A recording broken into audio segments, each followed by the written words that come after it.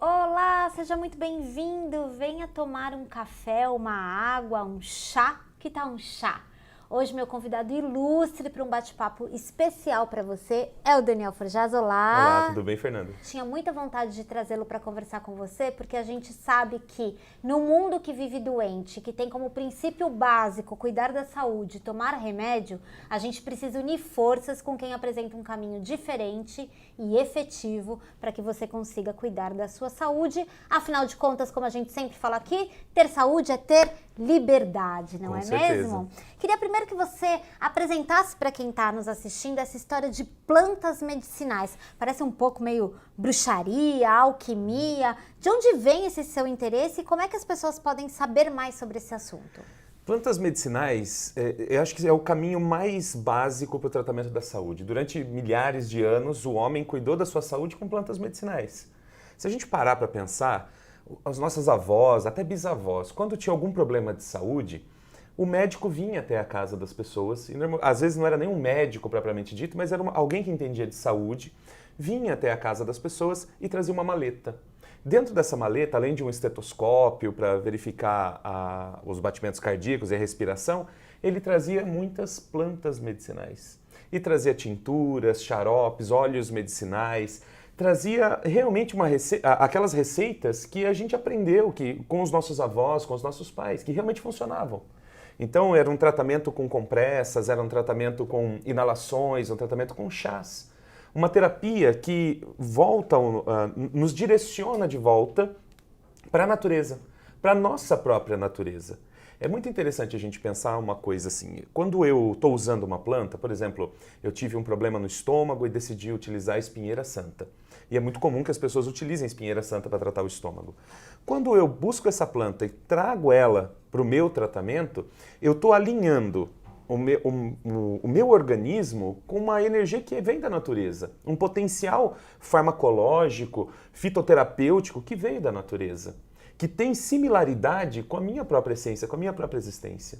Quando eu vou numa farmácia e compro omeprazol, eu estou comprando uma molécula química que foi criada artificialmente em laboratório e que não tem nenhuma similaridade ou afinidade com o meu organismo. E é por isso que nós vemos que os medicamentos químicos trazem tantos efeitos colaterais para as pessoas, porque não se alinham com os nossos padrões de existência. Então o meu organismo, ele tem um caminho sábio, traçado pela própria natureza, traçado pela nossa própria evolução, para se curar, para se tratar, para funcionar perfeitamente. Quando eu busco as receitas que me devolvem para a natureza para cuidar do meu corpo, eu estou me realinhando nesse processo. Quando eu entro numa farmácia e compro moléculas químicas criadas em laboratório por alguém que só quer lucrar quando eu estou doente, que são as indústrias farmacêuticas, eu estou indo na contramão desse processo. E a gente percebe que a gente começa a tomar um medicamento hoje para tratar o estômago, amanhã para tratar o fígado, e depois o rim, e a gente vai seguindo numa cascata de medicamentos e mais medicamentos, e quando a gente para observar, isso acontece, é muito frequente acontecer, Fernanda. A pessoa diz para mim, eu tenho constipação intestinal, o que eu faço? A primeira pergunta que eu faço para ela é, que medicamento químico você toma? Aí eu vou olhar a bula do medicamento químico dela, e tá lá, causa constipação intestinal. Eu digo para ela, não tem o que fazer se você não mudar a forma como você cuida do seu próprio organismo. E assim é com muita gente. Hoje, muitas pessoas que estão sofrendo de problemas como gastrite, enxaqueca, às vezes dermatites, às vezes até depressão. Existem medicamentos que causam surtos psicóticos. Então, às vezes a pessoa está lá tomando um tarja preta para controlar um problema, um padrão psicológico dela que está em desequilíbrio e a origem disso está no medicamento químico. Quando a gente vem olhando a linha do tempo, né, da medicina, essa medicina mais natural, mais original, ela vai até mais ou menos a Segunda Guerra Mundial. É quando surgiu a penicilina e tudo mais. A partir dali, passa a existir uma nova indústria no mundo, uma nova potência muito forte, que é a indústria farmacêutica. E aí, é muito engraçado perceber que quando essas cápsulas, esses comprimidos químicos, sintéticos, chegaram nas prateleiras para atender as pessoas não queriam. As pessoas tinham medo. A gente pode lembrar da revolta da vacina no Rio de Janeiro, por exemplo. As vacinas apareceram, as pessoas não queriam vacina de jeito nenhum. Então foi um processo de catequizar as pessoas e conscientizar as pessoas de que elas precisavam de vacina. Hoje você fala para uma pessoa, eu não tomo vacina, a pessoa fala, Deus me livre. E a mesma coisa aconteceu naquele momento. Quando chegou a indústria farmacêutica, ninguém queria aquilo lá. As pessoas lembravam de veneno quando olhavam para aquelas cápsulas. As pessoas tinham um pouco de razão. E elas tinham muita razão, na verdade. Mas aí o que aconteceu? Houve um investimento gigantesco de bilhões de dólares dentro da mídia, porque naquele momento também começa a se desenvolver a televisão e tudo mais, começa a ter um desenvolvimento incrível de uma mídia sobre os medicamentos. E o que essa mídia fez? Fez as pessoas acreditarem que usar, por exemplo, uma planta medicinal, um chá, se tratar através da alimentação, através de hábitos saudáveis de vida, simplesmente, era uma loucura. Coisa de gente ignorante, coisa de feiticeiro, coisa de... Eu acho que a gente chega num ponto que é legal a gente discutir, que é bem isso que acontece, né? Quando você vai apresentar, né, uma abordagem que seja uma abordagem por planta medicinal ou que seja um caminho que seja diferente do caminho de comprimido, remédio, pomada, etc., as pessoas se sentem um pouco desprotegidas, como se, ao optar por esse caminho, você estivesse trilhando duas rotas perigosas, né? Uma da desassistência absoluta, só quem não tem acesso a nada, quem vive no meio do mato, pode utilizar esses recursos, né? E o outro que é um perigo também de você estar negando a evolução e a ciência, como se as plantas não fossem científicas. Como é que a gente tranquiliza as pessoas com relação a isso? Justamente, nós fomos, eu digo por mim mesmo, pela minha família. Eu, quando nasci, tinha bronquite asmática e eu tenho muito claro da minha memória, a maneira como minha mãe lidava com isso. E era um desespero muito grande. A cada crise de falta de ar era correr para o hospital. O médico tinha que resolver aquilo. E a gente foi treinado a entregar a nossa saúde na mão de um outro profissional, de uma pessoa que tem o gabarito para cuidar da minha saúde, mas não é bem isso que acontece. Não é bem isso. Tanto é que a gente vê a quantidade de tratamentos, tem uma pesquisa americana que mostra que 30% dos procedimentos médicos realizados hoje em clínicas e hospitais são totalmente desnecessários. Isso demonstra que a medicina ela tem muita tecnologia, desenvolveu-se muito nos últimos séculos e tudo mais, maravilha, mas aquilo não é toda a verdade. E, na verdade, eu diria que existe pouca verdade naquilo. Quando uma pessoa fica doente, por exemplo, você está de madrugada, 3 da manhã, seu filho começou a chorar, você foi até a cama dele, ele está com 40 graus de febre. Qual que é a primeira atitude? Se eu não tiver uma dipirona em casa, um paracetamol, eu vou correr para o hospital, para o pronto-socorro, para ver o que vão fazer com ele. Isso deve ser infecção da garganta, deve ser isso, aquilo. Quando, na verdade... Quando a gente assume a responsabilidade sobre a nossa saúde, a gente abre a perspectiva de um leque em que, aquilo que você falou no começo, em que a gente pode ter a liberdade de tratar o nosso corpo. Nós somos as pessoas que sabem melhor e mais profundamente o que acontece com o nosso organismo e o que é o melhor para o nosso organismo. Eu sei o que é o melhor para o meu. E com certeza cada um tem que saber o que é melhor para o seu. Enquanto a gente entregar a nossa saúde na mão de terceiros, a responsabilidade de terceiros, eu sempre vou ficar sendo vítima do que me dizem, do que querem que eu faça, do que me indicam fazer. E eu não tenho controle sobre isso. A grande sacada da liberdade que vai nos trazer o estado da saúde é ter o controle da saúde nas mãos. Mas para isso eu preciso de conhecimento. Quando eu comecei a trabalhar com plantas medicinais, as pessoas diziam para mim, mas isso aí é história da avó, isso aí é coisa de índio, né? E quanta ciência tem no conhecimento indígena. Mas tudo bem, no julgamento vulgar das pessoas, era uma coisa de gente ignorante. Então eu resolvi pesquisar. Eu entrei nos bancos de dados, fui ver, e é impressionante o que as plantas fazem. Você pega plantas muito simples, que nascem na calçada, plantas que nascem no seu jardim, no seu quintal, na sua horta, plantas que estão no supermercado. Plantas que estão ali na quitanda, disponível para qualquer pessoa. E elas têm um poder medicinal absurdo. Cientificamente comprovado. Cientificamente comprovado. Não é, mas isso é receita que você viu na revista de fitness. Não. Isso é uma receita que você viu no Facebook, num blog de saúde? Não. Eu estou falando que eu coletei essas informações em pesquisas científicas realizadas no mundo inteiro. Na Europa, na Ásia, na América, nos Estados Unidos, no Brasil, na África. Pesquisas que demonstram que realmente as plantas medicinais têm propriedades farmacológicas impressionantes e extremamente eficientes, com segurança. E isso é importante deixar claro para as pessoas. É seguro usar as plantas medicinais. Claro, existem plantas tóxicas, existem plantas perigosas. O meu papel, o meu objetivo dentro desse contexto das plantas medicinais é também orientar as pessoas o que você pode e o que você não pode fazer com as plantas medicinais.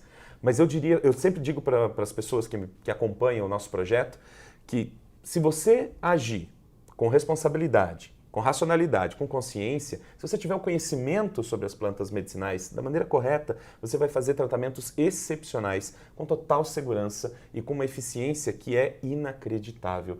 Plantas que têm a mesma eficiência analgésica que tramal. Plantas que têm uma ação protetora do estômago mais eficiente do que ranitidina, cimetidina, que omeprazol. Plantas que tratam tosse com mais eficiência do que, por exemplo, o fosfato de dihidrocodeína. E são medicamentos que estão aí no mercado. E se eu disser para você que essas plantas estão à sua disposição, estão mais perto de você do que você imagina, talvez você não acredite. Vou fazer uma pergunta que eu já meio que desconfio a resposta, mas é bom a gente fazer só para as pessoas começarem a ter talvez uma consciência de que por que elas não veem muito sobre Sim. isso, né? Não é possível patentear uma planta medicinal, no sentido de que não é possível você lucrar com uma planta, produzir em série e vender uma planta medicinal aos moldes de um remédio, é isso? Na verdade, a planta medicinal ela tem uma prerrogativa que é o conhecimento, domínio público. Uhum. Então, isso é uma coisa muito interessante com relação à indústria farmacêutica. Eu vou dar um exemplo. Onde eu moro no litoral de São Paulo, e lá nas restingas, na vegetação que fica na beira da praia, a gente encontra muito uma planta medicinal que é maravilhosa, que é a erva baleeira, a Cordia verbenácea. Essa planta, ela tem uma ação analgésica que já foi testada com relação a diclofenaco, analgésica não, anti-inflamatória, com relação a diclofenaco, paracetamol, com relação a dexametasona, nimesulida. Em todos os casos, o efeito dela ou foi igual ou foi melhor. Isso, logicamente, que abriu os olhos da indústria farmacêutica. Eles falaram assim, pera um pouquinho aí, tem um negócio aí que a gente quer. É um negócio muito barato, eu não preciso pagar bilhões de dólares para sintetizar uma molécula, já está pronta na natureza, eu vou só usar isso aí.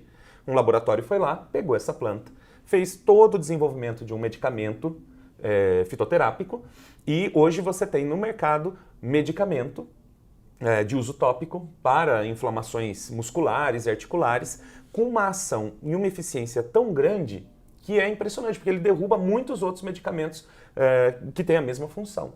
E ele foi feito do quê? De uma planta medicinal. A planta em si, o laboratório não pode patentear, dizer só eu vendo essa planta é minha, ninguém mais vende. Não, todo mundo pode usar as plantas livremente. Não existe patente para uma planta. Mas eles podem sintetizar, eles podem preparar medicamentos a partir dessas plantas. E aí eles lucram milhões. Esse medicamento em especial, feito de Cordia verbenácea, de erva baleeira, ele gera mais ou menos 40 milhões de reais por ano em receita, só esse medicamento. Então é um lucro muito grande para um investimento muito pequeno. Agora, uma coisa que as pessoas não percebem. Por que essa pressão tão grande da indústria farmacêutica? Se eu disser para você que você, por exemplo, tem um problema do fígado. Sim. Eu tenho um problema do fígado, eu tenho uma esteatose, ou eu tenho uma hepatite, ou eu tenho uma cirrose. Ok. Então eu vou dizer para você, ali no seu jardim nasce um pé de erva-botão. Essa planta pode regenerar o seu fígado. Essa planta pode desobstruir o seu fígado. Essa planta pode desinflamar o seu fígado. Uma eficiência maior do que qualquer outro medicamento que você possa encontrar. Se você tem esse conhecimento, você não vai mais à farmácia. Se você não vai mais à farmácia, você não gera mais lucro para a indústria farmacêutica. Então, divulgar essas propriedades medicinais das plantas é contra-lucrativo para a indústria farmacêutica. Eu só gero lucro, cada um de nós aqui só gera lucro para essa indústria quando estamos doentes. E o papel dela é nos manter doentes. Nos manter consumidores, ou pelo menos amedrontados para que Sim. continuemos consumidores. Imagina que você que está assistindo, está com um bloco na mão, já escutou o Daniel falando aqui 1000 plantas e você, meu Deus, vai voltar. Calma que a gente vai organizar todo esse bate-papo para você, mas eu queria aproveitar e trazer aqui uma proposta para a gente debater, que é assim, ao mesmo tempo que há muita pressão para que todo esse conhecimento seja silenciado, não venha à tona, até porque não é interessante para que as pessoas sejam empoderadas desse conhecimento, está havendo uma necessidade de mudança, né? Porque eu não sei você, mas eu não conheço ninguém que seja um usuário crônico de medicação que esteja satisfeito. Nossa, eu tomo há 20 anos o meu omeprazol, menina, tô muito feliz. Civastatina tem me ajudado, que é uma beleza. As pessoas não estão satisfeitas e a expectativa de vida também nos traz essa urgência de saber a qualidade que a gente vai viver, né? Você sente um pouco que é chegada a hora mesmo? Que as pessoas estão nessa ânsia desse conhecimento? É chegado o momento de uma grande mudança, né? Eu percebo que esse paradigma da indústria farmacêutica está sendo paulatinamente quebrado pelas próprias pessoas. Quando você dá um antibiótico para o seu filho e ele tem um monte de efeitos colaterais por conta daquele antibiótico, você reflete, fala, cara, isso cura ou isso prejudica mais ainda a saúde do meu filho? Isso vai acontecendo cada vez mais. Então, há uma conscientização das pessoas. Como eu disse, né, quando alguém fala para mim, olha, eu tomo tal medicamento, tal, mas eu me sinto bem. Eu digo para ele, você se sente bem porque você não entende o que está acontecendo. Por exemplo, anemia. Você só percebe a anemia se você fizer um exame de sangue, fizer um hemograma. E a pessoa está tomando um medicamento que causa anemia dela, mas ela não está percebendo. Danos nos rins. Você só percebe quando já estragou o rim. Você não vai perceber, acho que está um pouquinho pior o meu, está filtrando menos hoje. Você não percebe isso. Você só vai perceber quando você estiver no nefrologista, fizer um exame e sua creatinina estiver extremamente alta. Aí você percebe que aquele medicamento realmente estragou o seu rim. O que acontece é que as pessoas não percebem esse processo de prejuízo do organismo através dos medicamentos químicos. O que te fez olhar para as plantas medicinais? O que acontece é o seguinte, quando eu fui pai muito cedo, fui um menino de 18 anos que já era pai. E a minha filha, ela nasceu com o mesmo problema que eu, ela tinha bronquite asmática. Eu, aos 12 anos, não tive mais bronquite asmática, mas a minha filha tinha e era muito difícil, porque eu não tinha conhecimento nenhum sobre nada. Com 18 anos, quem é que tem conhecimento sobre alguma coisa, né? Era eu, minha esposa e minha filha. E a gente vivia no pronto-socorro, de madrugada, falta de ar todos os dias no pronto-socorro, Berotec, Atrovente, Berotec, Atrovente, Berotec, Atrovente. Uma noite a gente chegou só para revalidar uma receita médica para fazer inalação.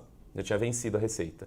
Aí o médico era um japonês, um senhorzinho oriental, uns mais de 60 anos, sentado no consultório do pronto-socorro. Aí ele olhou para a receita, olhou, e eu assim, vai logo, doutor, minha filha está com falta de ar. Aí ele falou assim, posso falar uma coisa? Eu falei, pode. Você quer salvar a vida da sua filha? Eu falei, eu quero, por isso que eu estou aqui. Ele falou, então procura ajuda em outro lugar, porque o que nós temos aqui pode matar a sua filha. Eu já vi crianças tendo parada cardiorrespiratória com a metade dessa dosagem que ela toma. Sabe o que é abrir um buraco no chão e você não saber mais o que fazer? Você tem uma filha com falta de ar e o médico acabou de dizer que o tratamento pode matar a sua filha com uma parada cardiorrespiratória. Dali eu saí, sabe, realmente sem saber o que fazer. Naquela mesma semana, e o universo é muito sábio, ele vai conectando as coisas, uma amiga minha me encontrou na rua e ela disse assim, por que você não trata sua filha com homeopatia? Eu falei, homeopatia, nem sei o que é isso. Ela falou, homeopatia, explicou mais ou menos o que era, a família dela tinha uma farmácia homeopática e ela me indicou um médico homeopata em São José dos Campos, que é uma cidade a 100 quilômetros de onde eu estou. Eu falei, não, eu vou lá, se esse homem pode resolver esse problema, eu vou lá. Quando chegamos lá, era uma conduta totalmente diferente. Foi 1h30 de anamnese, conversando, tentando entender a alimentação, relação da família, a casa, tudo, ele tentou entender tudo. No final ele deu um vidrinho assim, era muito engraçado porque parecia água, né? Ele falou, você bate na mão, pinga e dá para a criança. Eu falei, o senhor tá brincando. A minha filha toma antibiótico, anti-inflamatório, broncodilatador, antialérgico, você acha que é essa aguinha que vai curar a minha filha? E para mim eu não faria o tratamento, mas a minha esposa falou, não, peraí, a gente veio até aqui, a gente vai fazer. Em mais ou menos 90 dias, a minha filha nunca mais na vida teve uma crise de bronquite asmática. Eu falei, cara, existe alguma coisa que eu não conheço e que é muito poderosa nisso tudo. Só que naquele momento eu não tinha condições de estudar homeopatia. Aí eu me voltei para o que era da minha ancestralidade. Eu lembrava das garrafadas, as xaropadas que minha avó fazia, os chás, os xaropes que meu pai fazia quando eu tinha bronquite asmática. Eu comecei a lembrar das plantas. Nossa, minha avó usava flor de cambará, usava sabugueiro, usava folha de manga, flor de mamão macho. Eu acho que eu tenho que ir atrás disso. E aí foi começando a pesquisar aquilo em livros que eu comprava no sebo. E eu procurava informações e começava a ver que tinha alguma relação ali. E ali eu comecei a estudar as plantas medicinais. Quando foi em 2005, eu entrei para a faculdade de biologia. E dentro da faculdade eu tive contato com a produção científica. Eu entendi o que era um artigo científico, uma pesquisa, e percebi que as pessoas faziam pesquisa sobre as plantas. E ali eu comecei a me aprofundar naquilo. Eu queria entender as plantas agora a partir da ótica científica. Hoje eu já li mais de 2.000 artigos científicos sobre plantas medicinais. Eu já escrevi, já fiz revisões sobre 200 plantas medicinais. Cada uma delas me impressiona mais, me apaixona mais, me desperta um desejo de transformar o mundo. E essa é a grande sacada. O que eu mais sinto dentro de mim é que através do conhecimento das plantas medicinais, eu posso transformar a saúde do mundo. Eu posso tocar as pessoas, porque os exemplos existem. Eu tenho dezenas e dezenas de exemplos de pessoas que se trataram das coisas mais escabrosas. Então, uma pessoa que evitou o transplante de fígado, outra evitou um transplante de pulmão, só utilizando plantas medicinais. Eu tenho uma aluna que emagreceu 50 quilos em 90 dias. Vocês querem mais? Eu quero. Por isso que, o que eu fiz já? Já combinei aqui, eu e o Daniel temos um pacto que foi firmado antes dessa entrevista começar, que ele vai voltar muito mais vezes até aqui a Jolivie, para que a gente consiga te ajudar e facilitar a sua jornada rumo a uma saúde de verdade, uma saúde com liberdade. Não temos esse combinado? Mesmo. É isso mesmo, com certeza. Então, se você, por acaso, está interessado nesse assunto, clica aqui no link da descrição desse vídeo, porque por lá, se você deixar o seu e-mail e tal, você vai fazer parte da nossa base especial de pessoas que recebem direto na sua caixa de entrada recomendações sobre saúde integrativa e saúde de verdade. E agora eu tenho aqui um pacto que o Daniel vai ajudar a gente e vai fazer esses conteúdos para você que se interessa por plantas medicinais, tá certo? Aproveita, se você ainda não se inscreveu no nosso canal, faça isso e deixa aqui no seu comentário qual é a área de interesse, porque o Daniel é um pesquisador nato. Vai ficar pesquisando pra gente apresentar pra você as melhores soluções. Com certeza, com o maior prazer. Vai voltar sempre? Sempre. Então a gente cobra porque a gente quer mais. Obrigada, tchau, até a próxima.